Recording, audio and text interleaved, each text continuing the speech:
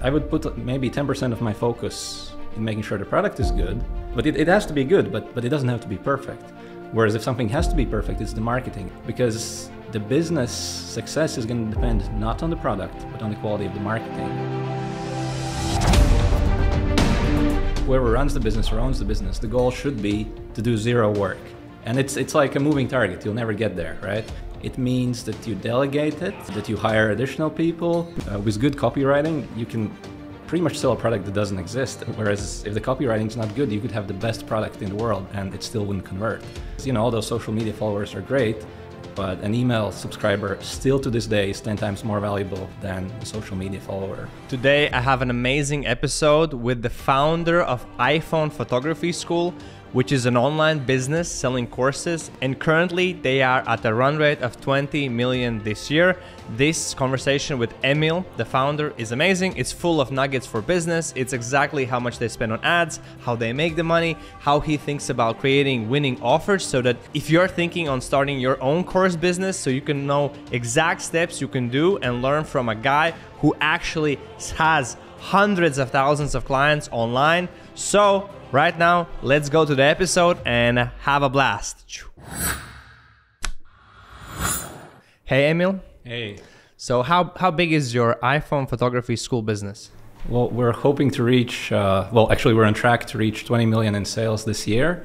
And there's, I think, 38 of us around the world in the team, plus a whole bunch of freelancers in different countries. Man, that's so impressive, man. I saw your social media. You have 2.3 million on Facebook, 1.6 million on Instagram, almost 700,000 followers on YouTube. And how much of that money is coming from paid ads versus organic? The majority comes from paid ads. So if we think about the breakdown of channels, or actually how the business works, then paid advertising, specifically Facebook and Instagram, is where we get most of the leads, most of the new customers coming in. But then obviously we follow up with them through email marketing, which is a huge channel for us. And social media is, you know, right there, I'd say behind these two, behind paid ads and email marketing. And the way we think about paid ads is essentially we try to run them at the highest budgets possible so that we more or less break even on the front end within the first 7 days or so. But through doing that, we can acquire a lot of customers, and then we deliver a good experience to them.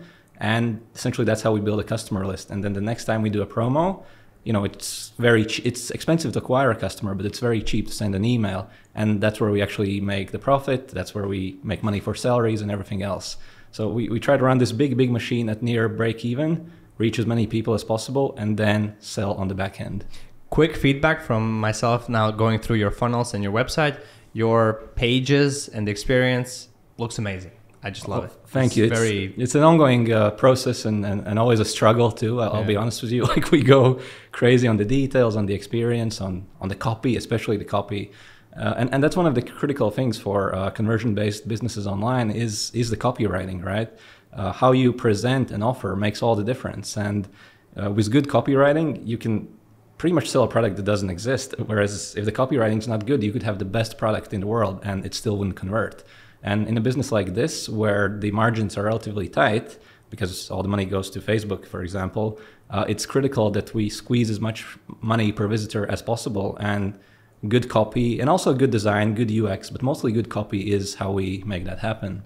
And you said making good offers. And what are some of the components you have seen to move the needle more, so makes people buy more in the offer?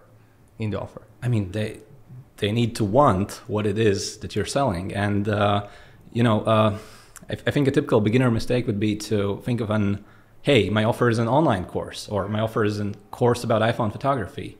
But okay, that's what it is, but that's not what people are buying. People aren't buying like 50 videos. They're not buying like coaching calls or whatever it is you're selling. They're not buying that. The only thing they're buying is the end result.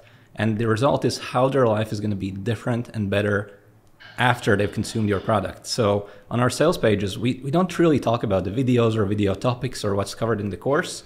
We just paint this beautiful picture of how much better their life is going to be once they've completed the program. And that's what people actually want to buy.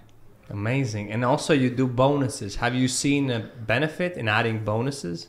Honestly, we haven't split tested that, so maybe we should. But the idea is Online courses are typically sold through sort of fairly standard direct response sales letter.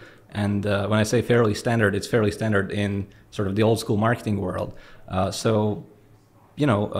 People often think that, okay, it's the 21st century, the attention spans are slow, very short. Like, who's going to read a long sales page? You need to present everything at the top.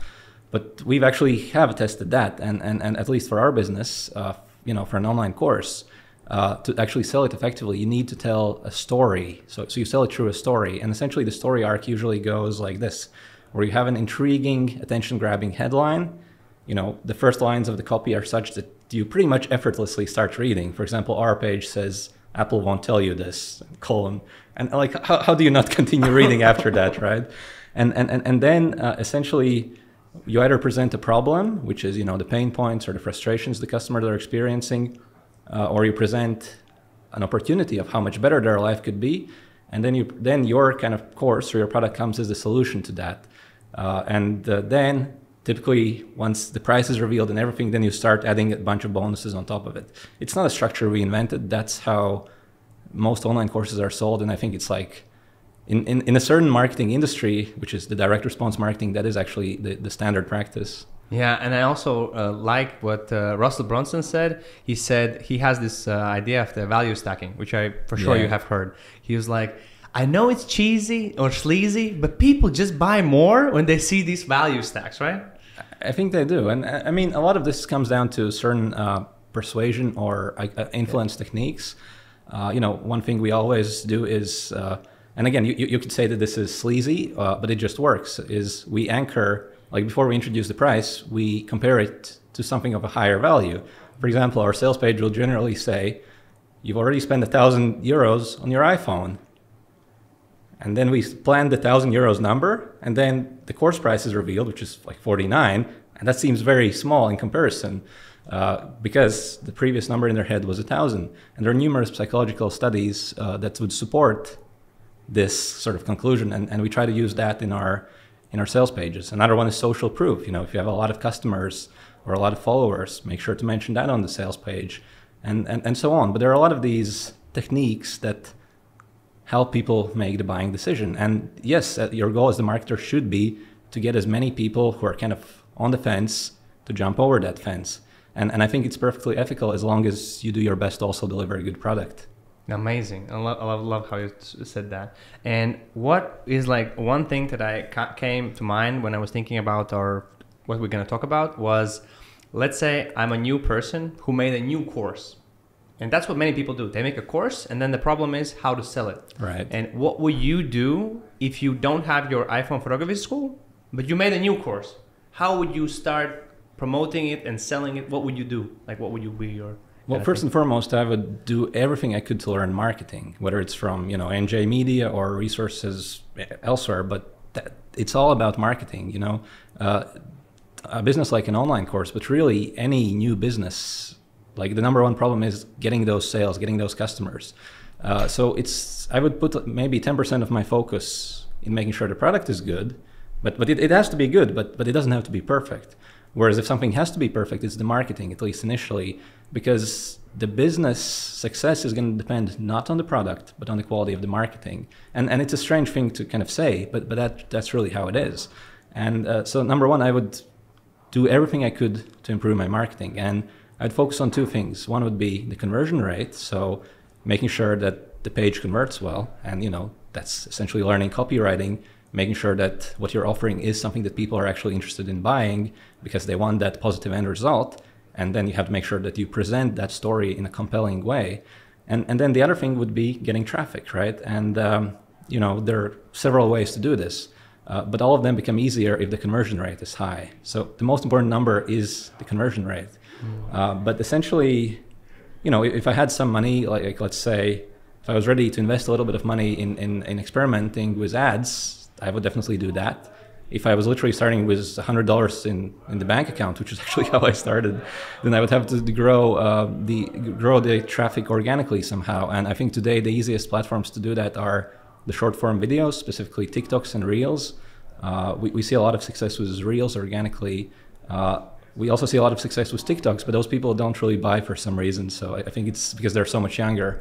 But yeah, that's how I would try to build an audience. Essentially, create interesting, engaging, fun, educational content, put it out there, then try to direct a part of those people to the website.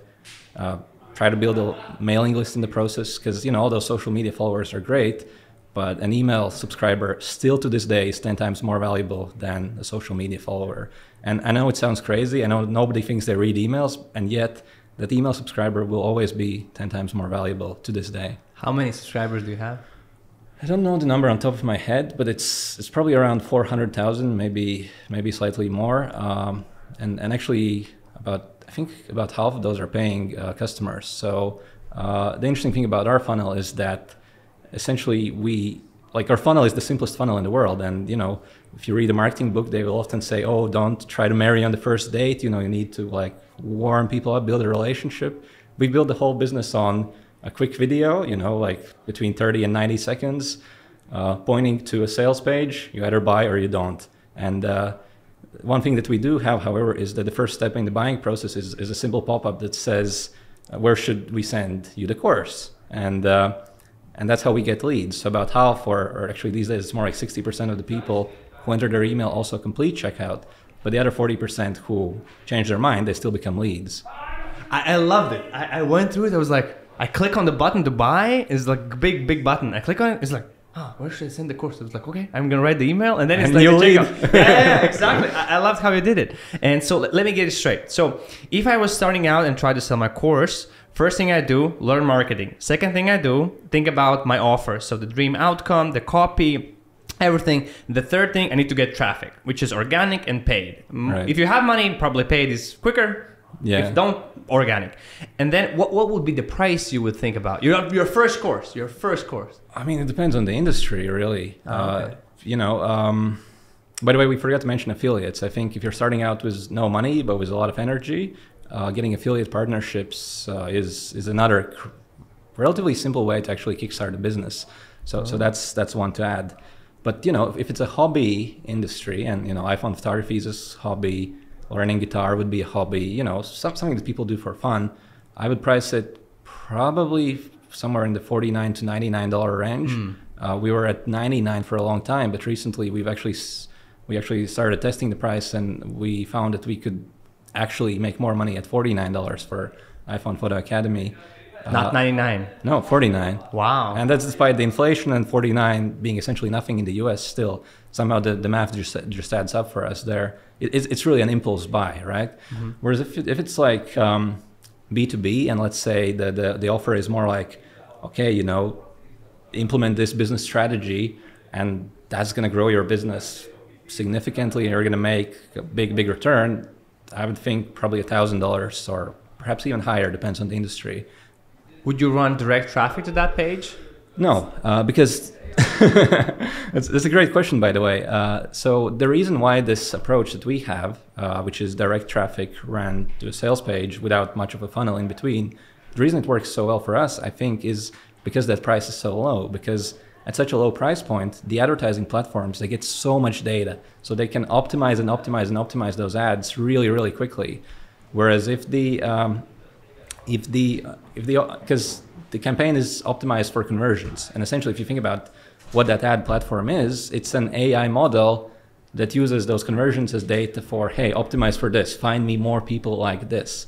But and at $49 it works really nice, because if we spend let's say $2,000, that's really plenty to test any offer or campaign or anything new we want to test, right?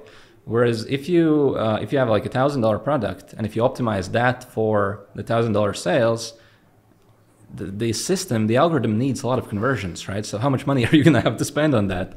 So that wouldn't work so well, I think. For us also, to give quick reference, like we run ads to a landing page where they just opt in to get a video. And that video explains what we do, and then we want them to book a call. Yeah. In our case, we're optimizing for the cost per lead. Then we need to optimize for cost per book call. Then we need to optimize for people who actually show up to the call, like shown calls, which is a different number. It's so weird. We had one campaign, super cheap leads, super cheap to get people on the call. but like they don't show up, like 10% show, which is crazy. And that is a challenge because if you optimize for leads, you know, there's no guarantee that it's the same type of people who become buyers, you know. So you actually, because those advertising platforms, they'll give you exactly what you want at the lowest cost possible. So you'll get the lowest cost leads, but maybe they're just tire kickers, you know. Exactly. That's why we now develop this system, how we weekly check the cost per acquisition in a given campaign, so we can see it. Also, not doing like we're. I have an idea for you. Charge $10 for the call and optimize for that. Yeah, like a paid call, right? Yeah, just very cheap. Like, but if they're not going to spend any money, they're not going to book the call. But if they do convert, like let's pick like $9, something really cheap. But if they do convert to that shows that, well, first of all, they're more likely to show up.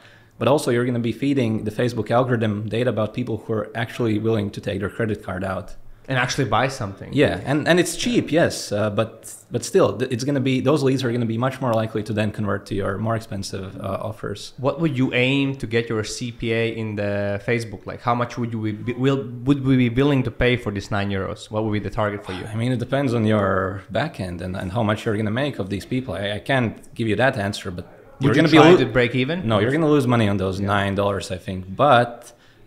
You know, if you have several products, you know, at different price points on the back end of that, you could easily find that this $9 customer, then actually, that the average person who books a $9 call, maybe they bring in, I don't know, $100 within the first 7 days. That's possible, right? On average. Yeah. And if that's the number, I try to about break even, let's say, in the first 7 days or so. And then whatever's after those 7 days, because you still have an ongoing relationship, that would be where you would get the profit or the expenses for the business and so on covered. Yeah. Okay. Interesting. That's very interesting to maybe run an ad to buy a call. That's interesting. I haven't thought about that. Okay. Cool. To give a reference to people listening, because I think most people will think this is crazy.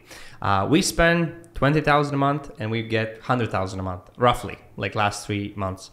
And how much from, let's say, your run rate is probably at 1.6 million a month right now? On the on your revenue business side? Yeah, on the cash side. I mean, the months are different. It's a bit seasonal, and our best months are always November, December. Okay. So it starts with Black Friday, and then everyone gets new iPhones for Christmas, and around New Year's, it's just printing money for those 2 months. But and then the rest of the year is a bit slower, but still. So the run rate, I think it's closer to around $1 million now in the summer months, which are the kind of low season in a sense. And how much from that $1 million is ad spend? Like 700,000 maybe. But this is what people don't understand, I think. But this is what you're saying right now, right? No, Mark Zuckerberg makes more money off our business than we do. There's no question about that. Exactly, right? Yeah, and this is crazy. And yet it's I mean, that's the strategy we've chosen. You know, we essentially try to buy up all the paid traffic in the niche, and it also helps keep competitors out, by the way. Spending more money on ads, right? I mean, how do you compete against our ads? Because we optimize them forever. But yeah, that's the idea. Like, and it seems crazy. And yet, if we didn't have this strategy, okay, maybe we would make more money per ad or per new lead or something, but we wouldn't make more money overall. Absolutely, right? So it's like it's an online course. It doesn't really matter how many copies we sell. I mean, sure, there's server costs, but they're mostly negligible. There's customer support, but we've become super efficient at that. We only have 2 people in customer support. Only 2 people? Only 2 wow. people. Yep. That's low. I thought we have way more. No, it's super simple. And the business is like, you know, we just had a tour of your office, and it's nice and it's impressive, and so many people and so much equipment. I just sit on my boat and check Slack, you know. but the point is, because we're pursuing this strategy, we reach as many people as possible. We build a big global brand that looks kind of scary from the outside. You're not going to want to compete with iPhone Photography School. In fact, we've had potential competitors tell us, oh, we looked at that and we went for video, or we went for something else, you know. Has anybody tried to buy your business?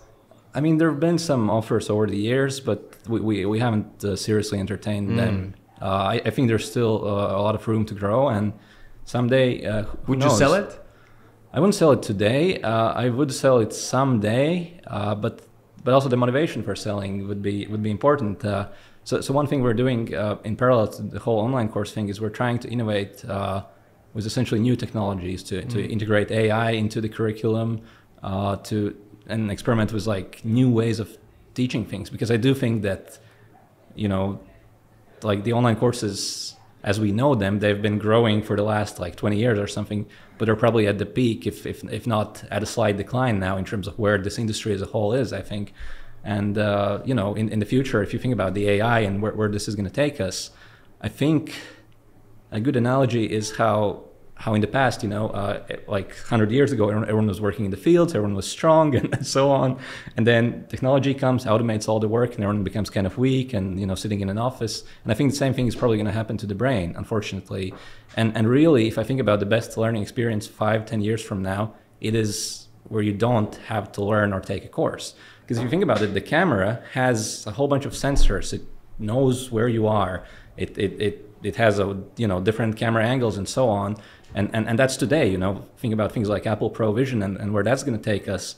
And then it's pretty clear that there's no reason for you to be sitting at home watching a course as if you're a university student and then going out and doing this separately. We want to build a kind of technology where it feels like the instructor is always there with you when you need it, rather than you having to learn it once and then go out and apply. So I think the whole learning process can actually be removed, where you don't have to learn anything because you're just guided along the way. And I think that's where things are ultimately going, at least for our industry. That's crazy. I get the idea, right? You're like on the field doing the skill or doing the thing, and you have the instructor with you, probably with the Pro Vision thing as well. Yeah, or maybe in the iPhone, we'll see. But the Pro Vision is of course interesting as well as a development. I do think the first ones aren't going to sell well, but eventually it will, right? Eventually. I think 10 years from now it's gonna, like, the first iPhones didn't sell well, and then 5 years in it's like everyone had it. So maybe it's gonna be the same, or maybe not. Who knows? I read your career page and I was super inspired. I was like, wow. First time I see something that is not generic, that is unique, which was the vision of the company. Yeah. Is to get your app on every Apple phone. Yeah. By 2025. We'll see if we get there, but the idea is, and a lot of people, like, when they look at it, they're like, oh, these guys are crazy. But the idea is, okay, if we can build the type of technology I described, then that would become a great acquisition target for companies like Apple or Facebook, TikTok, and so on. And if we can build this sort of guided learning experience into one of the big tech platforms of the world, through acquisition or partnership or so on, then that's how we can get to that vision, or as close as possible. Realistically thinking, I think it's not going to be 2025 now, unfortunately. We've had that vision statement for about 5 years. It's going to take a bit longer, but so I was saying, I would sell if there was a good reason to sell, and being able to build something amazing and then get it to as wide of an audience as possible would be a dream, really. Yeah, so that is kind of the long-term vision. How did you come up with that? Because, like, how do you smoke a cigar and you're like, well, that's a cool, because it sounds great. Really, it sounds great. Well, I was actually participating in a coaching program, and they were kind of encouraging us to think big, and that just clicked. It was like, yeah, that's the one, because it was like, well, get to this number, like this many million customers or this many million in revenue, and I was thinking, okay, well, I mean, yeah, that's cool, but that's just a number, on the screen. And, 20 million, 30 million, 50, it's all the same. Like, it's not going to inspire people. It's not going to capture their attention or their imagination, whereas this does. And this does, yeah. That was the idea. But of course, it is. It creates something to talk about, because I've had people say, well, what the fuck is wrong with you, or something, and then I try to explain, okay, so there's actually a bit of a plan behind this, how okay, and maybe we don't get on every iPhone, but if we get on half the iPhones, I'd still count that as a win. As a win, for sure. And like, so I was thinking, like, you have 38 people. Yeah. What do those people do? Because if you said the business is so simple, what do they do? And 2 people on customer support. What does the rest of them do? All right. So, and honestly, we've overcomplicated things. So it could be a bit simpler, I think. But we have one big department is the video production department. So we have, I won't be able to tell you the exact number, but it's something like around 10, 11 video editors working full time. And we wouldn't need as many, but we had this perhaps silly ambition to create the most beautiful courses anyone in the world is making, and we are there. So in terms of production value, what we try to do is we essentially design, like every video in our latest courses is such that it's well, number one, it's an artistic project for the person working on it, and it's a direct lesson in the topic that's being taught, but the whole thing is also an indirect lesson in aesthetics, in color grading, in what's possible. So we're trying to, describe the topic directly, then we're trying to show that topic through video, through, composition in video shots and so on. And then the whole thing is put together in a really interesting to watch, engaging, creative edit. And that's probably a silly business decision, but it's it's cool, and we're happy we have that. So we have really, really high production value videos. And they're not in the studio, right? So we go out there in the field. We have a production team that will go to like a different country each time, or several countries sometimes, and just run around the fields with the expert and actually show the process of photography as it happens in the field, in an uncontrolled environment, which is, that's difficult. We're sitting in a studio. We know the lights. Everything's controlled here. But in the field, anything can happen, right? And that just it adds to the fun and to the realness of the experience, but also to the complexity of the production, obviously. Okay. Then we have developers. So we have backend. We have so one decision we've made some years ago, which has been both a good decision and which also slows us down actually, is that all our systems are custom essentially, or almost all of them. So it's like a custom learning platform, custom checkout platform. And we can build it exactly how we want to, but we're not as agile. So if we were on something like ClickFunnels, for example, we could just move around pages quickly. One person could do it, and we could test very quickly. But this is much slower as a process, unfortunately. But we can build it exactly how we want it. So there are pros and cons to that. So we have more than 10 people in development. 10 people. There's more. I don't even know the head count. It's such a bad leader, right? But there's a bigger iOS department as well. So around 5 people there. So then we have a lot of backend, some front-end developers, a couple of designers. Then there's an administrative person, some people in leadership, and then there's the marketing team as well. How big is the marketing? How many people in paid ads and how many in It's not a lot. We're still trying to grow it actually, but it's one of the smaller teams. Oh, really? It probably should be a bit bigger because honestly we're slightly underutilizing what could be done there. But well, if we count, there's 2 people on social media. There's 1 in paid ads. Only one person? Yeah, 1 in affiliates. 1 project manager. I think that's about it. But then I got a couple of people like me and the CEO also. We also participate in marketing quite a bit. I also read that you're not the CEO of the company. No, I'm not the CEO, thankfully. Why this decision? To make my life simpler and better. But yeah, so I'm very lucky that, and it's been, and I still work there. I do work shorter days now, which I'm very grateful for the opportunity to do so. But yeah, usually I'll work like maybe 4 or 5 hours a day as opposed to the full work day, which I used to do for many years. And yeah, there's a very capable CEO who was a developer for us for many years, and at some point like an opportunity freed up for him to become the CTO, and like within 3 months he totally turned around the development department. Everyone was like super impressed. No one had seen anything like that. It was like, oh wow, well, what if we did this to the whole business? So I made him the COO, so he was in charge of operations and processes for a while. Same thing. Then I was like, okay, well, I'm just in his way, and now he is the CEO.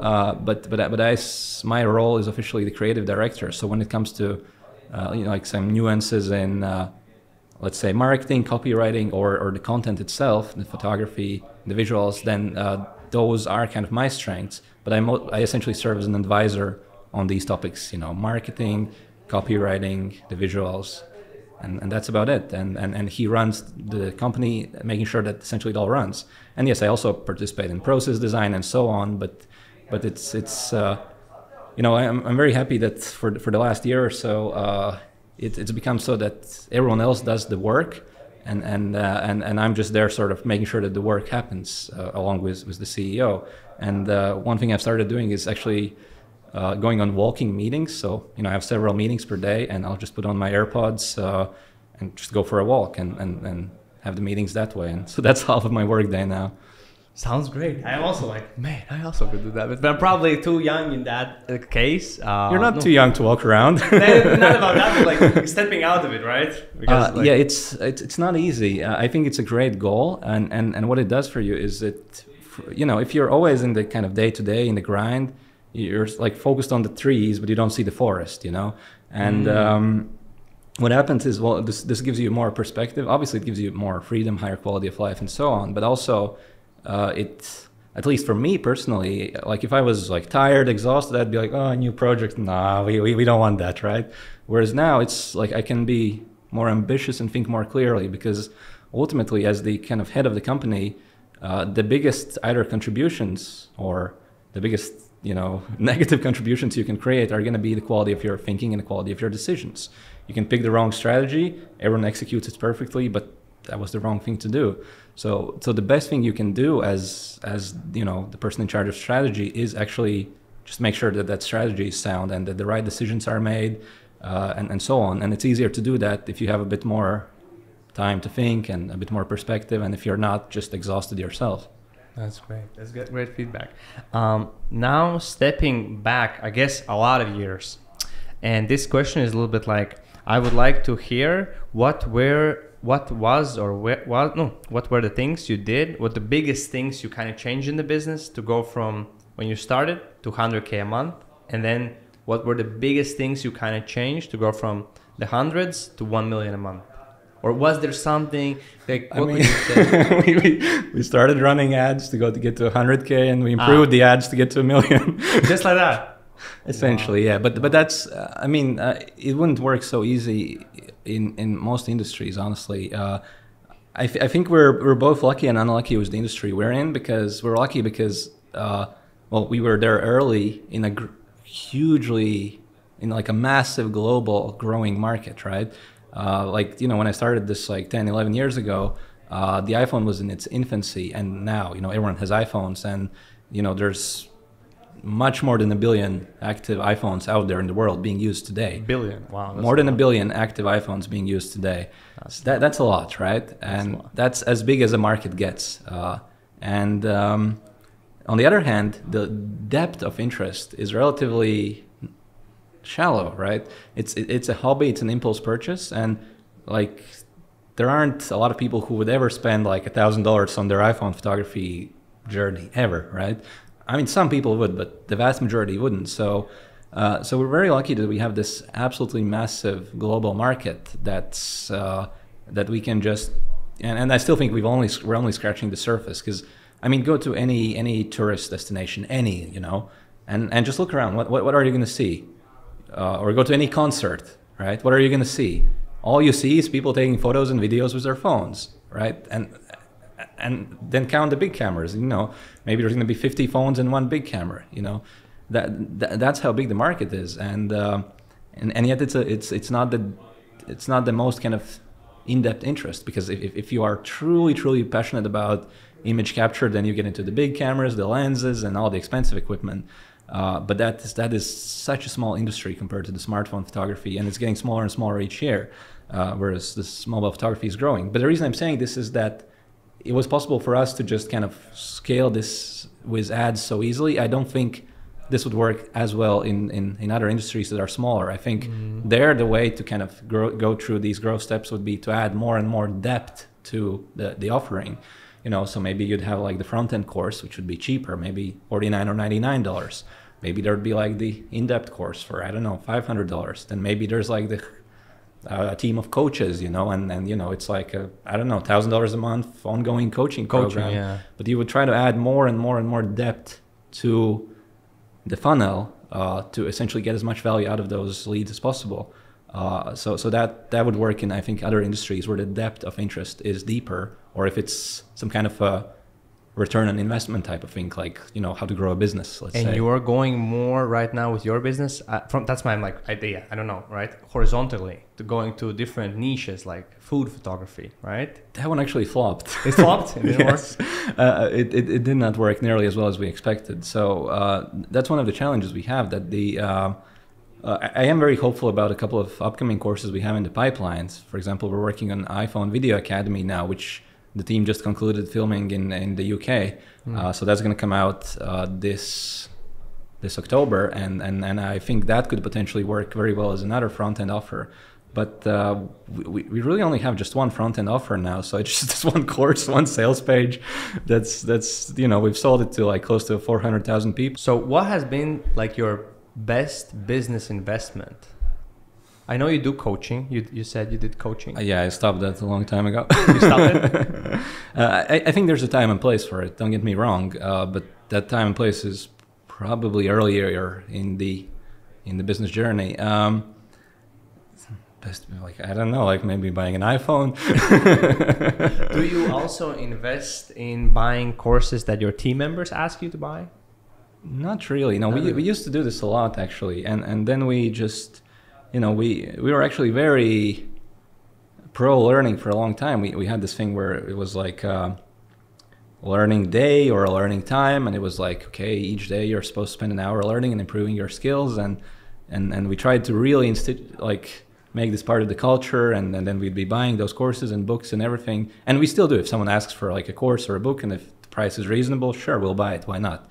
Like we only win through that, of course, but then we just stopped that, and what we found is that people would still keep doing it, but when they needed it and when they had this internal motivation, rather than because I have this learning time or learning allocation. And actually, we over the years we've and this was largely thanks to the new CEO as well. We eliminated the majority, not all, but the majority of processes or procedures or everything. We really simplified things down to the bare minimum, and so that's actually worked well for us.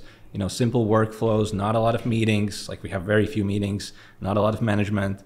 So we have like one monthly all hands meeting, and then, you know, I do meet with some people once a week, or certain departments meet once a week. But it's, you know, we don't have like daily huddle meetings anymore. We used to have those. We actually stepped away from a lot of that meeting overhead and culture overhead, and it actually worked for us. But it might not work for every company. So companies are different, of course. Interesting. That's and we are doing this daily meeting for our marketing team, for our sales team, and then we do our team-wide huddle. Okay, we're not 38 people. We're like 22 people, and we do this screaming thing, which I know you have seen on Instagram.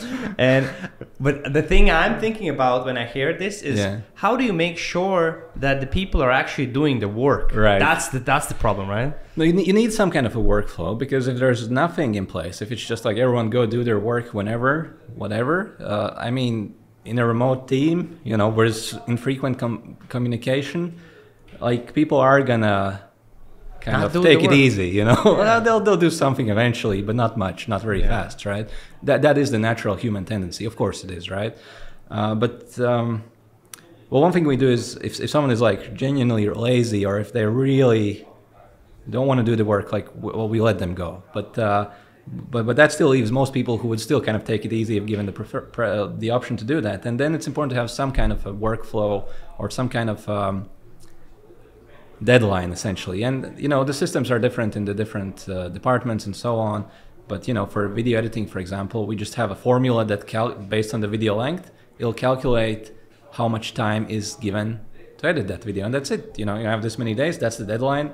And you're not supposed to miss deadlines. So we're very strict actually about deadlines. Or for example, in development and marketing projects, we work in the Scrum methodology in weekly sprints. And there the team itself commits, all right, this is what's going to get done within this time period. We think it's reasonable. And then they have to deliver that. And it is important that there are, like, deadline discipline is important. That is critical. It can't just be, oh, I'll do something when I feel like it. That doesn't work, obviously. You have that also for yourself? No. Because I made it like last month I also put like I was like always tired. Like we put the projects, I don't put the deadline. I put like, this needs to be done. A month goes by and like from 20 things, maybe one is done. Yeah. And I'm like, what the fuck? I'm gonna like every week there's need to be your goal and it needs to be done. And I put it for myself as well. Yeah. And then shit happens in the business and I was like, need to do this shit and then this, and I'm like, okay, I'm gonna work Saturday, Sunday, and I'm gonna finish it like what I said I'm gonna do. And I'm running now into the problem that if other things happen, I'm missing my things that I said I'm going to do. Of course, and you know, if you're like leading the business, there will always be unexpected problems and interruptions, right? Yeah, it's like always.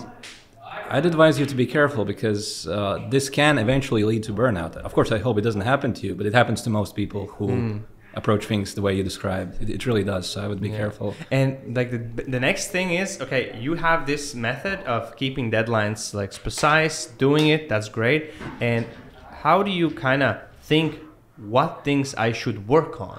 Because like working on the right thing and like in order, you know what I mean, right? Yeah. Okay, so for me personally, the goal is that I shouldn't be doing any of the work, and that's it's always a challenge because if there's something new or something you're trying for the first time, often I'm still the person who ends up having to do that. But I think for whoever runs the business or owns the business, the goal should be to do zero work, and it's like a moving target. You'll never get there, right? But okay, when I say zero work, it doesn't mean that this thing doesn't get done. It means that you delegate it, that you hire additional people. You know, you find someone else whom you train and trust that they'll do that. Then you keep checking in with these people. But the goal should be that the person, you know, who owns the business or who runs the business, they shouldn't be doing anything directly. Obviously, there's still meetings, there's coaching, there's reviewing other people's work and so on. But there shouldn't be any direct work. And then that leaves obviously priorities for the company as a whole, right? What should this department be working on? And there, probably a key thing to remember, and it's still a mistake we make to this day, but we've made it a couple of times recently, so we're hyper aware of it now, is that every time, like the number of good ideas that you can think of or that someone could present to you or that you could imagine, that's endless, right? You think of an idea, oh, this needs to get done, and then you have 20 of those, as you said. Exactly. And they're all good ideas, right? But every time you say yes to anything, you're saying no to everything else. So every time you say yes to one thing, you're saying no to everything else. So in reality, every time you're like, okay, yeah, let's do this. Of course, we need this improvement. Okay, we need this improvement. It's a good idea. What are we saying no to if we choose to do this? And that question has to be asked every time. And through that, you're going to probably understand that actually, okay, there's this long-term priority. Maybe it's launching a new product line. Maybe it's some new marketing funnel or system or something like that. Then, you know, maybe it's been on your mind for like the past year and it hasn't been done. Why? Because you said yes to a lot of other things along the way. Interesting. But regarding the course and making a course, you're still in the face of some of them, right? I think the main one. I am the face of the iPhone Photo Academy course, though we are going to have to re-record this at some point, probably next year, because it is a couple of years old now. And so, yeah, every few years we do need to re-record our courses because technology changes. But now, thankfully, I'm at a point where other people record the courses, other people organize the productions, and I just advise them on, you know, okay, I think we should work with this expert, and you know, other people find them. But so I sort of serve as an advisor at some key steps in the process. But I no longer have to, you know, run around the fields, even though it's a lot of fun. But if that's what I'm doing, that's the only thing I'm doing. So it's better if other people take care of that. Before we had the interview, I had a team meeting 2 days ago and today as well. And I was saying, guys, what I should ask Emīls. So one guy came up with a cool thing. So he said, okay, what is some crazy story that some of your customers have like done after the course? And there probably are some, maybe, if there are. Let me think. He was saying maybe he has a student who like made a photo with Elon Musk or like something like crazy. I mean, there have definitely been exhibitions. There have been photo books also published, like cookbooks, I think, with the photos. Cookbooks. But I can't think of like this crazy story. I wish I had it, but I don't think I do. We do get sometimes highly emotional feedback. So we've had, you know. There have been definitely over the years some people who are, you know, in the last stage of their life, you know, perhaps they're terminally ill, and they would message to us that they only have a few months left, and they came across this course, and you know, they were depressed, they were not leaving the house anymore, and that this gave them a reason to actually be more active, to go out there, take pictures, and essentially a reason to live again for those last few months. And we've had those stories, and those are very, very emotional to us. Yeah, but we don't have the crazy story. You will for sure. Someday. And another one was, hope nobody dies. Well, another one was, why don't you make your personal brand? That was interesting. I don't know. You do Instagram. You have. Yeah, but that's just for fun, really. Well, because I don't want to. You don't want to. if you ask me, well, I think there are a couple of ways to think about this, and there are pros and cons to a personal brand versus a brand in general. I think the biggest benefit of a personal brand is that it's, as long as you live, it's always with you. So a business could go bankrupt, or you could get sued or something. Something could happen to the company, and then you're left with nothing if you don't have a personal brand. Whereas if you do build a personal brand, it's always going to be you. You're always going to have that following, and if you lose your business, you could still get some speaking gigs or whatever. So there are opportunities that come from that. But all of this only happens as long as you keep hustling, right? If you stop, then what good is your personal brand, right? It's literally, you are the brand, you are the product. Whereas with a company itself, like, those live longer, and they're generally more resilient than any individual. I think if you build a great company, that's gonna way outlast the founder. That's the goal, at least, right? That if I get hit by the bus tomorrow, hopefully not, but if this happens, then iPhone Photography School can keep running, whereas my personal brand can't. Or another benefit, of course, is that if and when the time comes for a great acquisition, then that's where all the money is made. So the way true wealth is created and is obviously through capital growth, and then selling that equity in the business, or making it go public in a stock exchange or something like that. But the biggest potential for wealth building in the world is in building the equity value of a business. And that you can't sell your personal brand, right? But it's always with you. So there are pros and cons to it. But I also think it depends on the personality. Perhaps for you, a more outgoing personality, it's a perfect fit for you to have a strong personal brand. Whereas I tend to like things quiet, so maybe it's not on such a boat. Just somewhere where no one bothers me. Well, it's not so bad, but I am more of an introverted person, and always being in the spotlight would be a tiresome experience for me.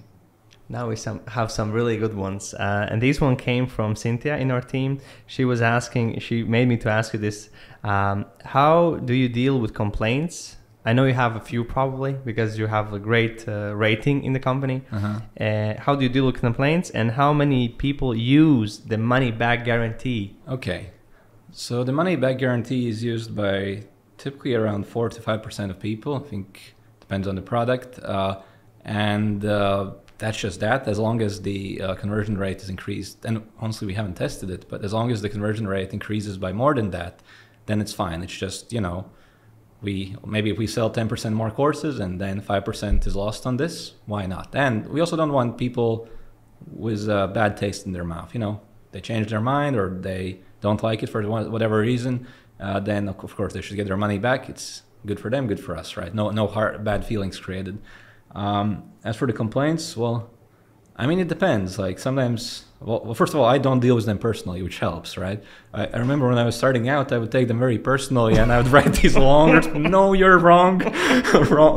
responses back. But obviously, that's not a good use of anyone's time, and you're never going to convince anyone in an argument online anyway. You're just losing it. Yeah. But I guess I didn't know that 10 years ago. But obviously, we have a customer support, whose job it is to deal with that, and then there's certain saved responses, and they use empathy. It's like the typical bullshit thing where you agree with the person and what they feel, acknowledge their feelings, then say what you actually wanted to say, and don't hesitate to contact us again. But obviously the complaints can be different. It can be totally unreasonable, and then we will ignore them, or sometimes there's a lesson in them for us. Maybe we do this differently next time, or perhaps it's some kind of a bug or a mistake, and then we address it straight away. So there's information in those complaints, and feedback, right? Yeah. But feedback and complaints is slightly different as well. But But the other thing is you can't change your course, as in course of action or your plans, just because someone doesn't like it. For example, recently we switched all our videos to vertical format only, and the default for taking pictures in our courses is now vertical. And we're just going along with the times because that's what everyone else is doing anyway with Instagram and TikTok, right? And obviously there are people who are like, oh, I don't like this, but we didn't just change it. We were like, no, sorry, this is optimized for experience on the mobile phone. That's it. And we just picked this decision. There are also a lot of people who are arguing hardcore internally against this. Who were like, no, we can't do this. The cinema isn't vertical, but we made the decision. We just stuck to that, and that was the correct decision. But you know, sometimes maybe if there's an overwhelming number of complaints, then that's like, okay, something's not right there. But it's information, but it doesn't mean you need to listen to it. You know. I think Steve Jobs was a good example where it's like, oh, the reception doesn't work. Well, you're holding it wrong. And that's always a ridiculous example. But the point is, if you're never going to please everyone, right? So you got to kind of decide what's important to you as the company and try to do good for the customers, but you can never please everyone. Quick 2 stories, which is it will be relevant. We went to these Balthazars to film people who own homes and asked them what they do. The first guy who answered us was a guy who worked in Apple developing the iPad. Wow. He was developing the iPad. We met him. He now bought the home in Latvia and he moved to Latvia, which was really interesting. And the second story was I sometimes drink whiskey in evenings, and then my wife knows if I'm in my computer, I'm sometimes going through the comments and I'm like answering them, you know, like I also don't like it, and I also don't try to not watch it. But when I do, I'm like trying to prove them wrong or to give like some, you know, like this. But it's never good. So it's like, it's always bad thing to do. I mean, it is more of a personal brand for you as well. So I never respond to comments personally, actually. But they never comment on ads? Do I ever comment on ads? I mean, people comment on ads, right? Of course, all the time. Yeah, there's like hundreds, and probably there's some also not so nice. Yeah, we would usually like hide those if it's just nasty. Yeah, I mean, why wouldn't we? I just answer sometimes though. Just let them know. You're gonna prove them wrong. Yeah, just let them know I'm here. Like we had like, oh my god, you couldn't imagine. Like when I started, I was like, my hair was like yellow because I'm like brown, and I colored it white, and it was in 2 days it got yellow. So I was the guy on the internet, a chicken head or something like that. It's crazy. Regarding your kind of business, what is like your goal? I know the mission, what you told me, but like what's the goal like right now to end the year, next year? What is your like your motivation, your goal overall? For me personally? Yeah, like for you personally. It's not going to be a great answer. It's just I just want to see how good we can do this, how big we can make it, how good can we make the learning experience. It's just like, you know, do it better than we did it before, you know, just to improve it. But there's no like grand goal to make like, oh, if I make this much money, I'm going to be happy. No, that's... Yeah. What's the craziest thing or the most expensive thing you have bought? Well, the stupidest thing is this watch. Total waste of money. But it's How much was it? 17,000 euros. Okay. Okay. But it's nice, right? It's nice. Like you have one of these. I have it. Mine was 16.4. Yeah. Mine is like the green mint. It's the green mint. You can check it out. Oh, nice. I'll show you mine. It's a new color. It is beautiful. Yeah. Yeah. They think. So we both buy stupid overpriced watches. But it was like, for me it was like, I told my wife, I'm just gonna go watch it. I'm gonna go check it out. Oh, you have a nice one. Yeah, we have the same model. We have the same Just you have it with the gold. Nice. Looks nice. But otherwise, you have the right clock? Is it the right clock? What do you mean? So mine never shows right because I don't wear it for 2-3 days and it just stops. No, I realized the problem, and then now I just wear it all the time. You wear it all the time? Because I sometimes do the fitness watch, you know, like running things. So if you leave it for 2-3 days, it stops. I know. So as I figured that out, and I'm like, okay, well, can't stop it. Have to wear it, you know. Can't stop it. Yeah. And what other things have you bought, like for yourself personally, that you think, wow, this is a good thing? For me, one example, I bought BedJet. There's this company that do bed jet, which cools your the blanket. It cools the blanket with cold air. I tried to do it because I want to improve my sleep. Okay. Disaster. We just sent it back. Didn't work out because it was like crazy. Because you sleep and it like pushes air to your feet and you can't like sleep. It's like you can feel it. You can feel it. Yeah. So that was a bad thing. Yeah. Well, I don't know. Like I have a nice boat, but I'm gonna get a bigger one. So how much does that boat like that cost? So the one I have now, I bought some 6 years ago. That was 300,000. So the next one I think is gonna be around 600,000. I have a nice car and some properties. About the boat, how much is it to maintain it? So you buy it? It's a real pain. It's a real pain? Yeah. How much is it like? I mean, there are certain repairs that sometimes have to be made. Really? On a boat? Yeah, they're unfortunately not as reliable as cars. Because for a car, when you kind of drive it, you're never really like pushing the engine to the max, you know? Like maybe if you accelerate for like 5 seconds. On a boat, sometimes you just push it to the max for hours, you know, if you're going to go to Pāvilos in one day from Riga, for example. And, you know, those repairs they're expensive. It adds up. It's probably, and there's the fuel and everything. It costs at least 10 grand a year to just maintain it for the season. And how much is it to park it somewhere? How do you park a boat? How does that work? Well, that's actually not as bad. So if you buy daily, it's usually around 30 euros, or for monthly, it's usually like 200-300, depending on the port. Okay. So it's like a parking. Like I pay for Euro parking. Like, okay. You also get water and electricity there, so those are included in that price. From that place where you park it. Yeah. Interesting. No, cool. And last thing, which I wanted to ask you, a couple of quick things. Like, what has been like most impactful book for you? Okay. Wow. It's hard to give you one book. I could probably name read a books? Few. Some. No, okay. I do. Give me a few. Well, those would be books I read early on. I don't really read business books these days, but or very rarely. But there will be some marketing books. Launch by Jeff Walker is, for anyone considering online courses, I think that's a must read. .com Secrets by Russell Brunson. I think that's like a very good overview of like the online marketing in general. In terms of managing the team and you know how to lead the team and how to do those parts of the business. It's called No Rules Rules. It's by the founders of Netflix. That is also the kind of management's philosophy we subscribe to. So I would highly recommend that to anyone who's thinking about, okay, how do I delegate? How do I give more responsibility to other people? I have this team. How do I manage them? That'd be my favorite on that topic.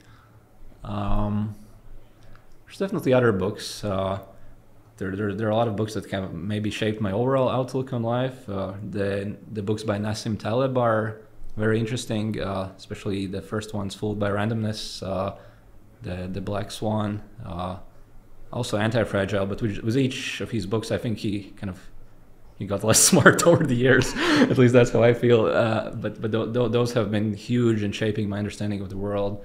Also, many different psychology books. If I had to pick one, I would pick Thinking Fast and Slow by Daniel Kahneman. That's like a great overview of psychology and how the mind actually works and the different kind of ways the mind tricks you or doesn't, or how people aren't always rational. So that's a great book. There's probably more. Amazing, nice. What's your favorite restaurant in Riga? Well, it's a difficult question. I don't have one favorite. There are some that I like. I like Snatch, Nomad. But I don't go to them as often. Probably some more that I like, but can't think of one now. What's Rossini, your favorite? Maybe. What's your favorite dessert? I try not to eat it, but if it's for health. But I do like chocolate fondant. Okay. Yeah. Me and Vlad were thinking, come on, man, say tiramisu. This is like, if the guest says tiramisu, he's our guy. Okay. It's like, okay. Next, what kind of sports do you do, or what kind of sports do you watch? I don't watch sports. I did watch like the last 2 games of ice hockey this year, but that was it. But no, I don't watch sports. It's just not my thing. In terms of doing sports, well, day to day, I just, work out, go to the gym. So fairly basic, but it's like, I find it really helps me. And, I do various water sport. I mean, basic things like cycling. I do like surfing a lot. So in Pavilos, that's a great thing to do. I ride my sup often. So I don't know if that's really a sport. That's just like relaxation. Yeah. Have you heard about Brian Johnson, about this reverse aging thing? Not really. Tell me. He has a philosophy, like a thing which is called Blueprint. He documents everything he does, and his goal is to live the longest as possible. And he's trying to reverse his aging. He has done it now. He ages at 0.0 per year in the can things. And he has this amazing diet, which you can do yourself as well. And he exercises 1 hour a day. And today and yesterday in the gym, we also tried some of these exercises because he does the same routine every day, like the same thing. And some of them we couldn't even do. It's sort of like sketchy. I can't even tell you in English what they are, but they're terribly hard, not easy. Okay, let's go to the next one. What is the person who has influenced you the most in the most positive way? Yeah, well, there's one person who comes to mind, and this was a mentor who was in my life at a critical time. Obviously, I could mention my parents who kind of put me on the they put the right foundation in place, with education and upbringing and so on. So mom and dad would have to be mentioned, of course. But in terms of business success, there was a guy in Thailand who actually became my mentor for a few months, really, only. But that was at a critical time in my life. So what happened was that this is kind of like the famous origin story of iPhone photography school. But this was like maybe 9 years ago or something. I'd recently graduated from university, and I was working on iPhone photography school, which was a blog and an email newsletter at the time. And I was just making enough money to not have to go get a job. So it was maybe like $1,000 on some good months, $2,000, but more like $1,000 in most months. And that was just enough so I wouldn't have to, go start a career. So. And that was really pissing my mom off at the time. But I was like, no, I'm just going to do this blog thing. And then I was reading online, and a lot of people who were at a similar stage in life, they would go to Thailand, to Chiang Mai specifically, to just, hang out. The internet was fast there already back then. It was very cheap. I still remember you could buy like a meal for $1 on the street, and, probably costs like $150 now. but yeah, so it was very cheap and sunny there, and so on. I remember I was living in this hotel with a pool for $300 a month, so that seemed like a good deal. And so I went there, and the idea was that I would kind of hang out with other people and maybe get some new ideas. And the very first person I met became my mentor, and he had done many multi-million-dollar launches online back then already. And I kind of explained to him what I was doing, and showed him my website and so on. He was like, "Well, you've done all the hard work. You have this audience. You have an email list. Now you just have to launch a course and make some money, And I was like, "Yeah, well, I'm thinking I'll make an ebook. I think it'll be ready in 6 months." And he was like, "No. You should do the launch this week, and then if someone buys, if enough people buy, then you make a course." And that was literally his advice. Create the marketing. And if enough people buy, you'll actually make the course. If not enough people buy, then you don't have to waste all that effort making a course. And I thought that was like a crazy idea. Like, how could you do this? This can't be legal, right? But I did it anyway. So I actually implemented Jeff Walker's product launch formula, so described in the book Launch, and created some marketing videos. And when people would log in, they would see a video where I just said, "Hey, thank you for buying. The course starts next week on Monday." That was it. And I thought people would be pissed off, but no one was actually. And it's actually funny because when this happened, like some affiliate payments got delayed, and I was in Thailand, and I literally had less than $100 in my bank account. It was just all down. I was like waiting every day. When is the affiliate payment going to come in? And it's just not coming in. And like a couple of hours before the launch, and I was going to kind of put it together on WordPress and everything, and there's some bug, and I just couldn't fix the bug, right? And I realized, okay, I need to purchase Kajabi, because I promised everyone that the launch would happen at this time, and the whole list is kind of waiting. And then I had to call my dad to borrow $100 to buy a month of Kajabi. And this was literally like an hour before iPhone Photo Academy went on sale. And then when we started selling it, when I started selling it, there was no one else. It sold $22,000 in 5 days, and wow. that just changed everything. And then over the coming months, this guy kept mentoring me, and he was very happy to mentor me, because whatever we talked about, I would go and implement, and I would sit there late in the evening when everyone else is gone, and I would be at my computer working. And he had, given a lot of business advice to a lot of people, and they always were like, yeah, whatever. And I actually did the things he told me, and it was very rewarding for him, because he actually saw that it made a difference, and it made all the difference in my life. So that was like a key person who... Are you still friends with him? We do get in touch sometimes, but he lives in New Zealand now, and we don't cross paths as often, but we are sometimes in touch, yes. Great. That's like sell it before you build it, and then listen to a guy who's smarter than you and just do what he says. Don't question it. Yeah. Well, we argued all the time, because I said that the iPhone is better. He was Android, and every day we would talk about that too. That's crazy. Okay, so again, Emīl, thank you for coming. Thank you for taking your time, and also thank you for sharing the lessons and stories that you did today. Amazing, brother. Well, thank you. Let's go.